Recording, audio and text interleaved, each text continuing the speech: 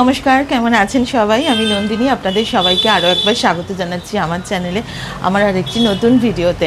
বহুদিন পর আবার ক্যামেরা হাতে আপনাদের সাথে ভিডিও আপনাদের সামনে ভিডিও নিয়ে এসেছি। আসলে বেশ খানিকটা ঝামেলার মধ্যে ছিলাম। মেয়ে বেশ অসুস্থ হয়েছিল, আমি ভাইরাল ফিভারে প্রচণ্ড ভুগেছি, হাজব্যান্ড প্রচণ্ড অসুস্থ ছিল।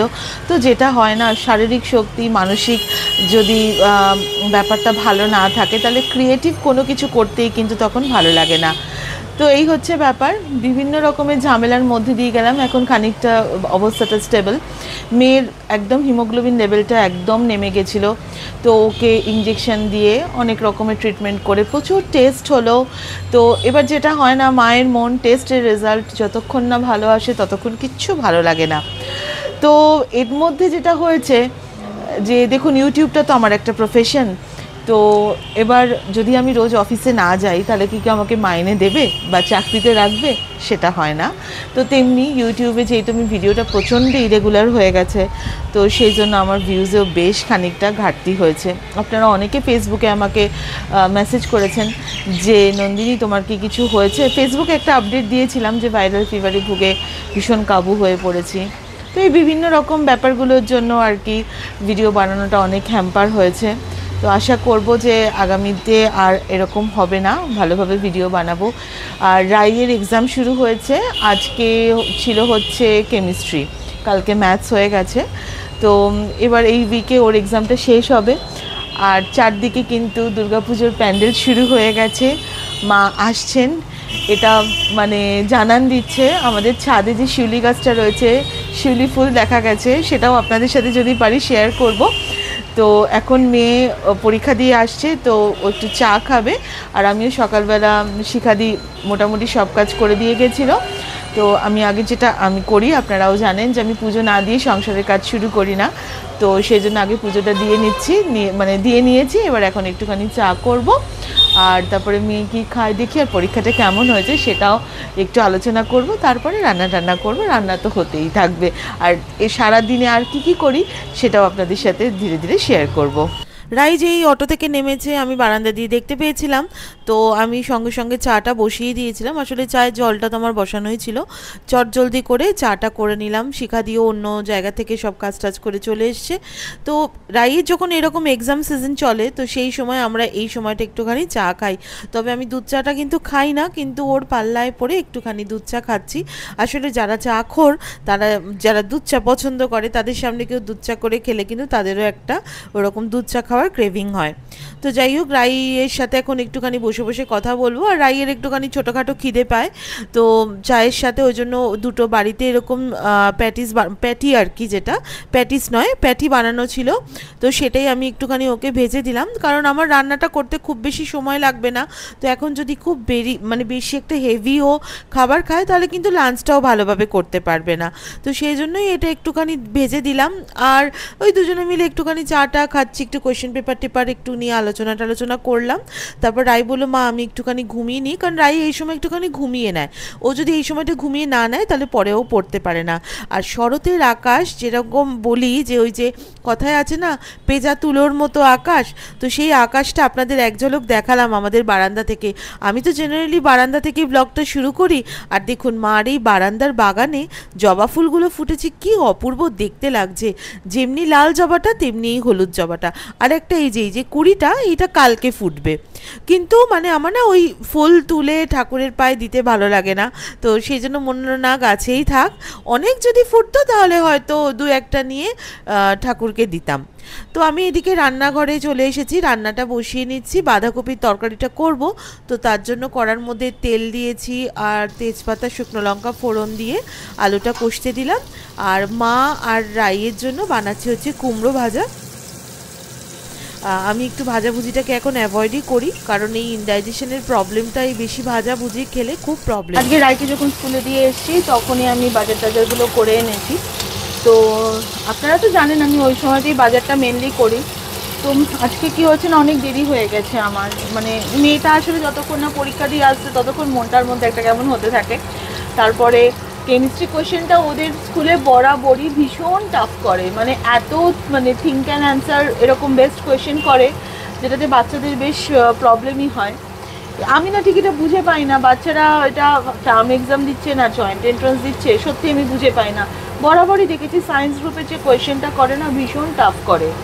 রাইকে আমি, যদিও রাইয়ের প্রাইভেট টিচার রয়েছে, তাহলেও রাইকে আমি মাঝে মাঝে বাড়িতে তো পড়াই, কারণ প্রত্যেকটা মাকে তার সন্তানের এই পড়াশোনার দিকটা দেখা উচিত।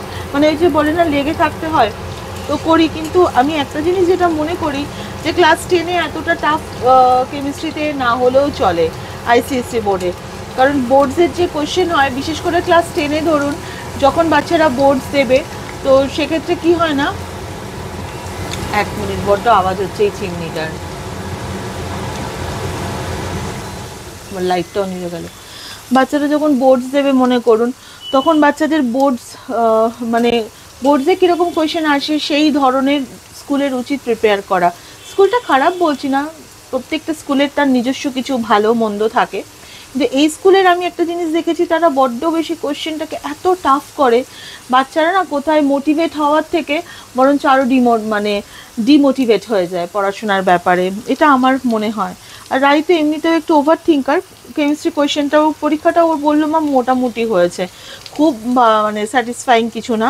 ঠিক আছে, তোর লক্ষ্য হওয়া উচিত বোর্ডসটা, এটা এখন এত ভেবে লাভ নেই। আর তাছাড়া কালকে জিওগ্রাফি পরীক্ষাটা, জিওগ্রাফিতেও বরাবরই ভয় পায়, তো বললাম তুই ওইটা নিয়ে আগে নিজেকে রেডি কর। তো এখনও একটুখানি ঘুমাচ্ছে, ঘুম থেকে উঠে খাবে টাবে, তারপরে আবার যেরকম পড়তে বসে। আর আমিও আজকে আমার মানে একটু দেরি হয়ে গেছে, এখন বাজে হচ্ছে 1:20, আমার জাস্ট একটু ভাজাটা হয়েছে এখানে, এই যে ভাজাটা হয়ে এসছে, আর এখানে বাঁধাকপিটা করব, মাছ করব, দেখি যতটা তাড়াতাড়ি হয়। ভাতটা আমার হয়ে গেছে।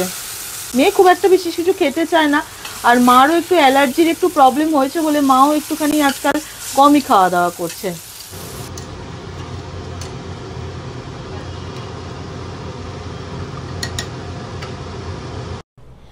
রাই ওদিকে ঘুম থেকে উঠে স্নান টান করে টোরে নিয়েছে, আমার লাঞ্চ টাঞ্চ রেডি, মাঝখানে টুকটাক কিছু ঘরের কাজও করেছি, সেটার ক্যামেরাবন্দি করা হয়নি। আসলে রাইয়ের যখন এক্সাম চলে তখন ঠিক ওই সিস্টেমেটিক্যালি যে বাড়ির সব কিছু সেটা হয় না।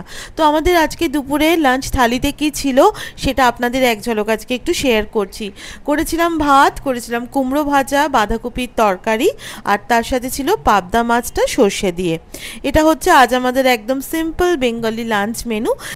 এই সিম্পল লাঞ্চ মেনুটা আপনাদের কেমন লাগলো কমেন্ট করে অবশ্যই জানাবেন। তাহলে চলুন মেয়ের সাথে আর মায়ের সাথে বসে দুপুরের খাওয়া দাওয়াটাকে করে নিই।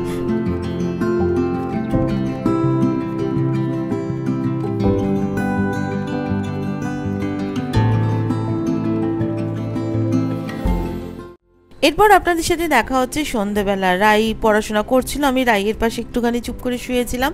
এখন সন্ধ্যা হয়ে গেছে, তো ঘরের যে কটা আলো আছে সে কটা ভালো করে জ্বালিয়ে দেবো। আর আমাকে যদি ব্যক্তিগতভাবে জিজ্ঞাসা করেন তাহলে আমার না ওয়ার্ম টোনের লাইটটা ভীষণ পছন্দ। আমার যদি বাস চলতো না আমি পুরো বাড়িটাই ওয়ার্ম টোনের লাইটে লাগিয়ে দিতাম, কিন্তু ওই যে যেরকম ফল সিলিংয়ের এক ধরনের লাইট হয়, তো কিছু করার নেই। তো লাইট টাইটগুলো জ্বালিয়ে দিয়ে তারপরে সন্ধ্যাটা দিয়ে নেবো।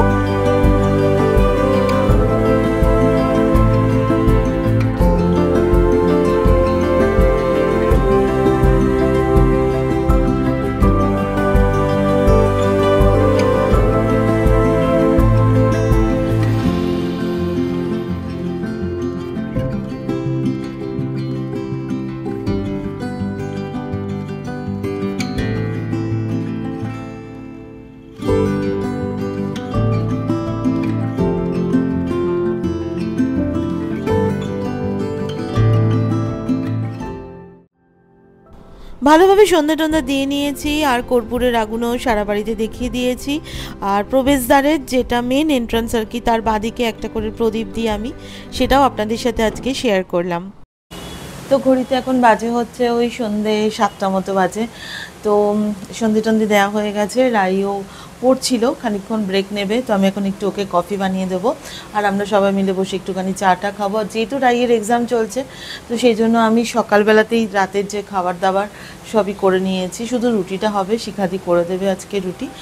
আর পুঁই শাকের তরকারিটাও করেছিলাম, সেটা আর আপনাদের সাথে শেয়ার করা হয়নি, দেরি হয়ে গেছিলো। তো মোটামুটি ডিনারের যা কিছু প্রিপারেশন সব কিছু আমার করাই হয়ে গেছে।